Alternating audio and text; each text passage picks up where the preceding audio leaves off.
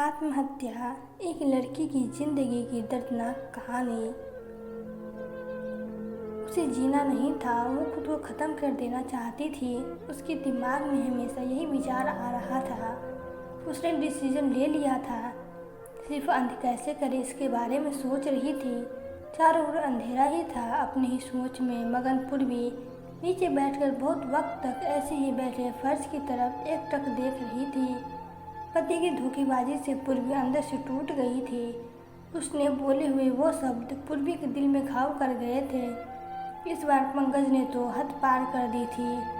अब और जीने का कोई अर्थ नहीं बचा था। अब खुद को ख़त्म कर दूं, इसके सिवा उस दूसरा विचार उसके मन में नहीं आ रहा था। दोनों बच्चे गहरी नींद में थे। एक नज़र उनकी तरफ देखा, उनके सर पे प्यार से हाथ फेरा। आंखों में आंसुओं की धारा बहने लगी थी। उसने मन में एक दृढ़ निश्चय किया था।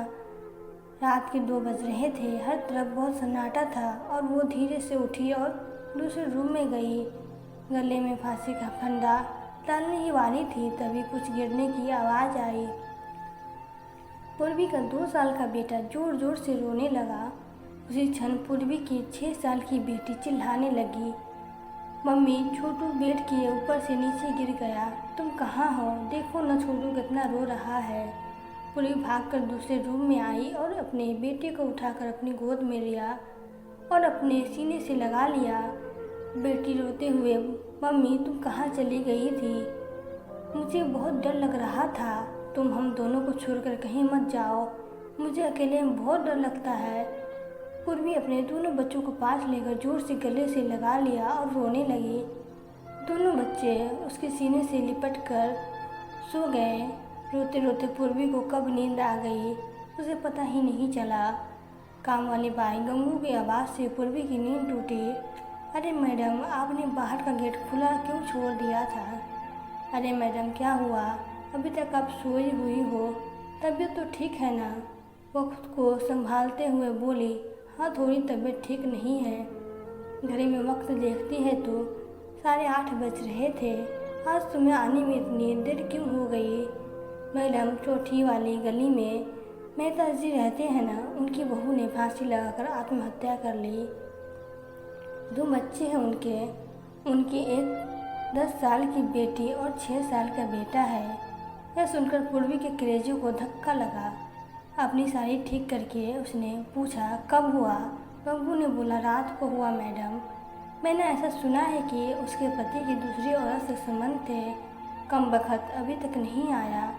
अचानक पूर्वी ने गुस्से से बोली, अच्छा किया, वो आया या नहीं आया, उससे क्या फ़र्क पड़ता है? अब वो थोड़ी ना देखने आने वाली है।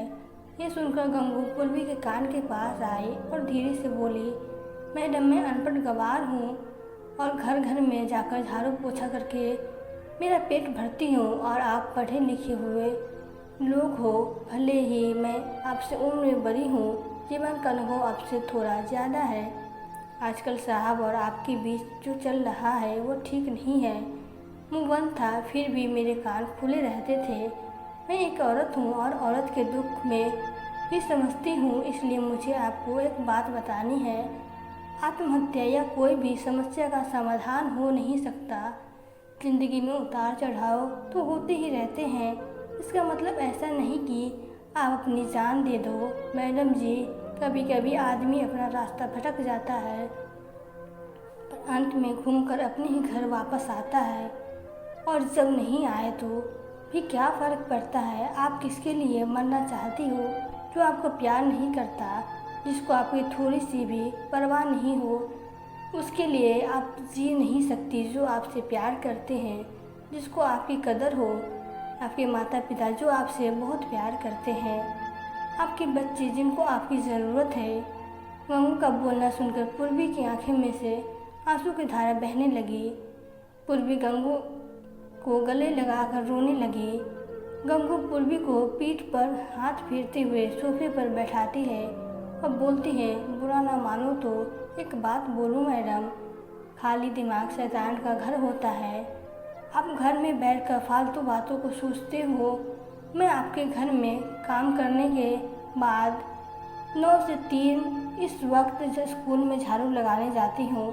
वहाँ के प्रिंसिपल मैडम बहुत अच्छी है। आप तो पढ़े हुए हो, अगर आप बोलती हो तो मैं आपके लिए टीचर का काम करने का पूछूं क्या? आपका वक्त भी निकल जाएगा और मन भी लग जाएगा। इस पर पूर्वी चुप बैठी थी। कोई भी जवाब न मिलने पर तो गंगू बोली, मैं आपके लिए चाय लेकर आती हूँ। और गंगू काम करने लग जाती है। काम निपटाकर बोलती है, मैडम मैं जाती हूँ। उतने में पूर्वी उससे बोलती है, रुको गंगू, तुम स्कूल में मेरे लिए पूछना, यदि संभव हो तो प्रिंसिपल मैडम का नंबर मुझे लाकर दो। गंगू के चेहरे पर खुशी का भाव दिखा। गंगू पूर्वी के पास जाकर बैठी और धीरे से बोली, मैडम मैंने दूसरे रूम में बेड पर स्टूल रखा हुआ देखा था। ऐसा आप कभी भी मत करना। यह आपका घर है, इसे बचाने को आपसे जो हो सके वो कीजिए। बिना डरे आपने हार मान ली। गंगू पूर्वी के हाथ अपने हाथ में लेकर बोली, मैडम एक फिल्म में एक हीरो ने एक डायलॉग बोला था, लड़ाई लड़कर जीती जाती है, मरकर क्यों नहीं, क्योंकि मर्दों कभी लड़ा नहीं जाते। गंगू हाथ नचाते हुए ऐसे बोलने लगी। यह देखकर पूर्वी को बहुत हंसना आया।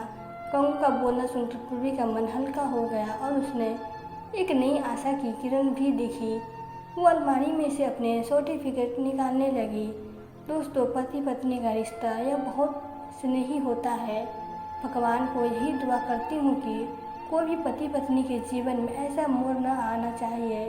अगर आया भी हो तो आत्महत्या उसका इलाज नहीं है। जीवन में कोई भी समस्या का आत्महत्या या समाधान नहीं हो सकता। तो दोस्तों, आपको यह कहानी कैसी लगी? अगर कहानी अच्छी लगी हो तो वीडियो को लाइक करें और प्लीज़ चैनल को सब्सक्राइब करें। Thank you.